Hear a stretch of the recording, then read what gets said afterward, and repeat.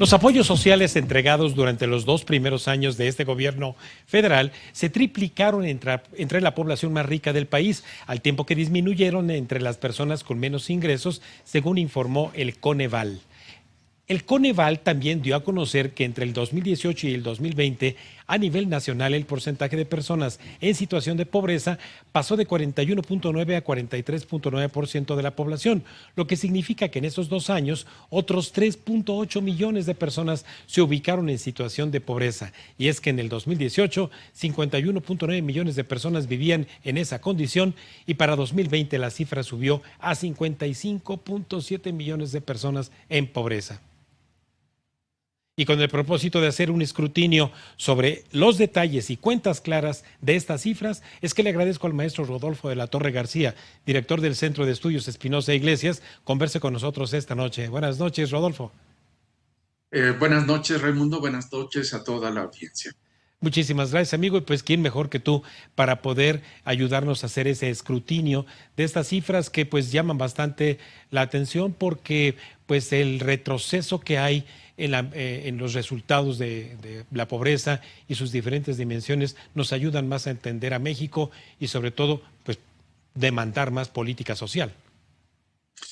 Pues sí, primero habrá que recordar que las cifras de pobreza no son del todo nuevas, pero sí dan pie a que se examine la efectividad con que la política de desarrollo social ha procedido. Y el Coneval encuentra que pues hay muchos problemas y un análisis adicional de las fuentes en que se basa nos da cuenta de que en lugar de atenderse a la población más pobre, en realidad se está dedicando una mayor cantidad de gasto público a los más ricos.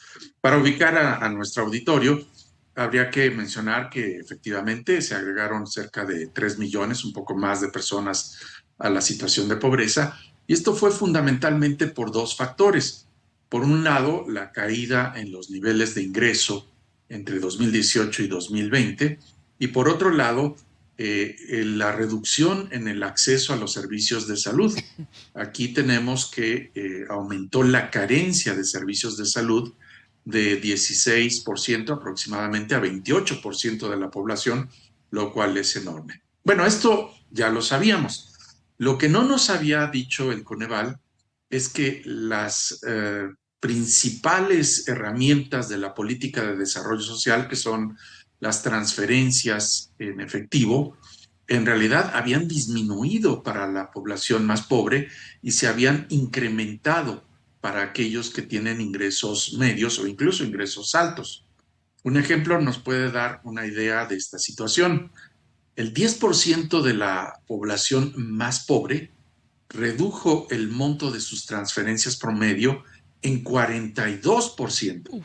Esta es una cantidad enorme y esto es preocupante porque estamos hablando de la población que más sufrió durante la pandemia al caer sus ingresos, que menos acceso tuvo a los servicios de salud y que tiene los niveles de escolaridad más bajos.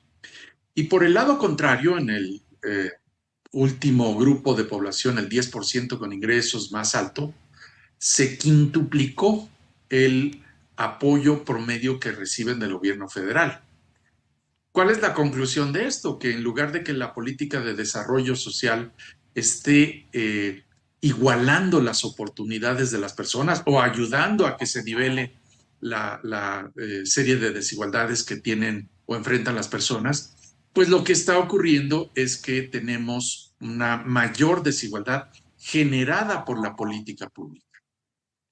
Rodolfo, destaca mucho en el escrutinio que tú haces desde el Instituto Espinosa Iglesias el desorden, verdadero desorden que hay en materia de reglas de operación, el cual ya habías tú advertido y ahora Coneval nos lo da a conocer de que de un gran total de 120 y pico de programas, más de la mitad no tienen reglas de operación.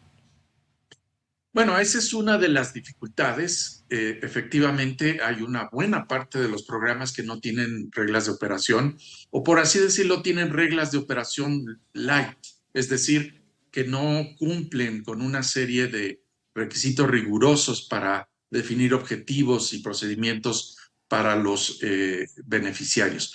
El problema más serio, sin embargo, es que los programas sociales se han basado en un levantamiento de información de las necesidades de la población mexicana muy defectuoso, el llamado censo de bienestar.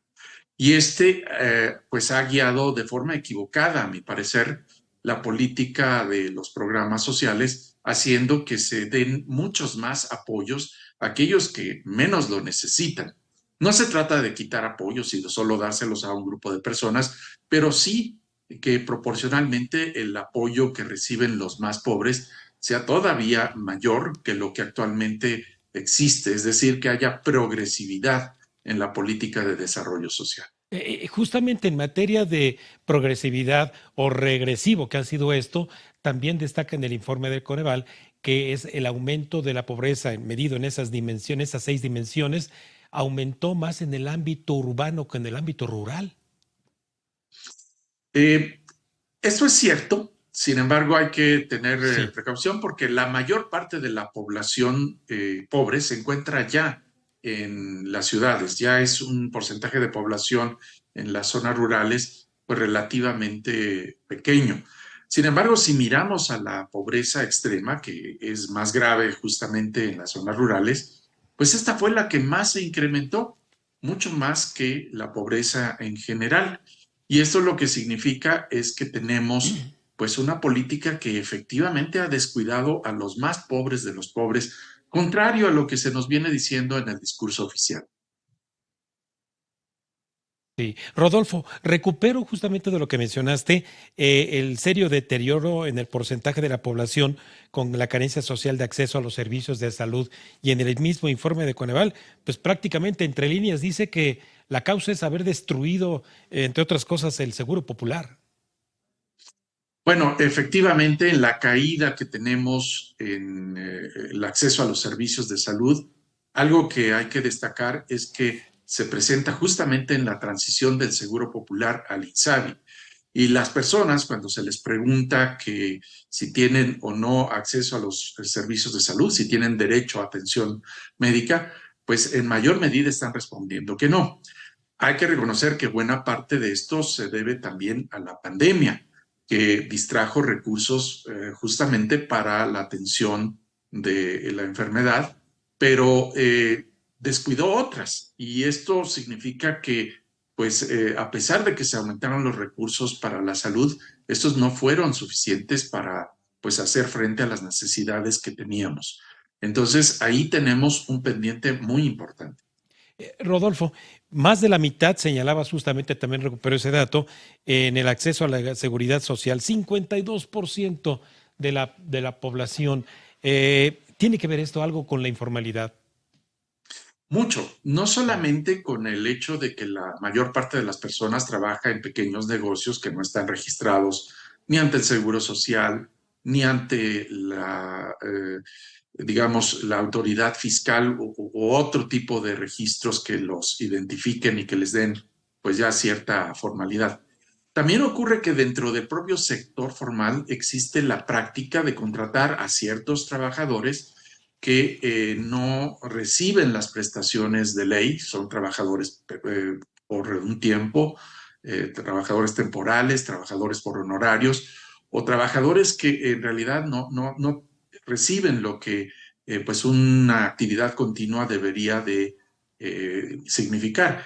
Y hay que recordar que buena parte de ellos se encuentran en el propio sector público, es decir, el propio sector público está realizando una serie de prácticas que deberían de corregirse para que pues el trabajo tuviera ya todas las prestaciones de ley.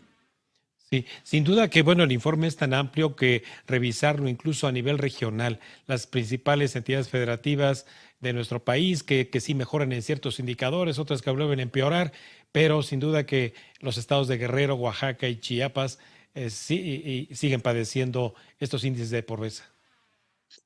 Sí, la región sur-sureste es la que más ha sido afectada históricamente por un bajo crecimiento y una baja presencia de los servicios públicos, ya sea de salud, de educación u otros. Pero en el caso específico de la pandemia, habrá que decir que hasta cierto punto se salvaron de afectaciones mayores porque estos estados contienen una población fundamentalmente rural, dispersa, que no fue tan afectada por la pandemia. Sin embargo, a la hora de haber una recuperación económica, pues tenemos que no se están beneficiando de ella como los estados del centro y del norte del país. Sí. Rodolfo, finalmente, la preocupación del Coneval que manifestaban incluso en una última reunión que tuvieron con la Cámara de Diputados es del soporte financiero, es decir, con qué recursos se va a sostener este gran paquete que hoy significa la política social, pues sobre todo asistencialista de este gobierno. Bueno, habrá que decir que el gran esfuerzo presupuestario se ha dado justamente en las transferencias de efectivo. Sin embargo, se han descuidado los servicios educativos, en donde también aumentó el rezago social, y los servicios de salud, en donde es conocida la problemática de escasez de medicamentos y también pues el desplazamiento de la población de los servicios públicos a los servicios privados. Justamente en la educación y en la salud es donde se requiere un fortalecimiento notable de pues el gasto público, y para ello pues eventualmente habrá que recurrir a una reforma fiscal que este gobierno ha dejado pendiente, pues haciendo uso de diversos fondos que por ahí todavía le permitían mantener un gasto elevado. Pero eventualmente requeriremos una reforma fiscal para hacer sostenible el tipo de política de desarrollo social que necesitamos. Sí, finalmente, Rodolfo, no puedo dejar de preguntarte hacia este 2023, que continúen haciéndose estudios por parte de Coneval, como lo hace trimestralmente con algunos avances. ¿Habrá con el cierre de 2022 alguna buena noticia, por ejemplo, en materia de mejorar el acceso a la alimentación nutritiva y suficiente?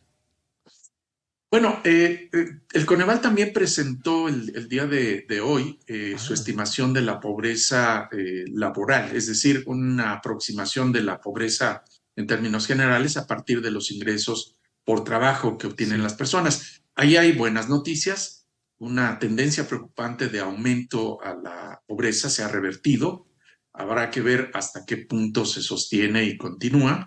Pero bueno, es un alivio en cuanto a los ingresos de las personas, sobre todo en esta época inflacionaria. Y habrá que recordarle a nuestro público que en 2023, hacia agosto, se presentará la nueva medición de la pobreza, la que corresponde a 2022. Y ahí sí hay bastante incertidumbre respecto a lo que podría ocurrir. Debiera de reducirse la pobreza al haberse superado la pandemia, Sí. pero no sabemos si esta reducción pues nos regresará a los niveles de 2018 o incluso pues mejoraremos respecto a ese año o nos quedaremos cortos, lo que significará pues un fracaso de la política de desarrollo social que en otros aspectos, como hemos visto, pues ya viene fallando.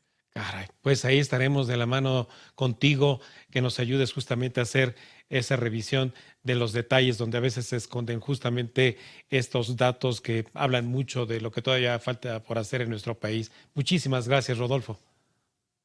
Un gusto estar con ustedes. Muy buenas Gracias, noches. gracias, Rodolfo. Muy buenas noches. Bueno, pues ahí lo tiene. Todos los datos y no relatos sobre la evolución e impacto de la política de desarrollo social y del crecimiento de la pobreza en los últimos años. Antes de ir un breve corte, le recuerdo nuestras redes sociales de la Agencia Mexicana de Noticias para que nos sigan en Facebook y en Twitter, @AMX Noticias y @Raimundo Tenorio.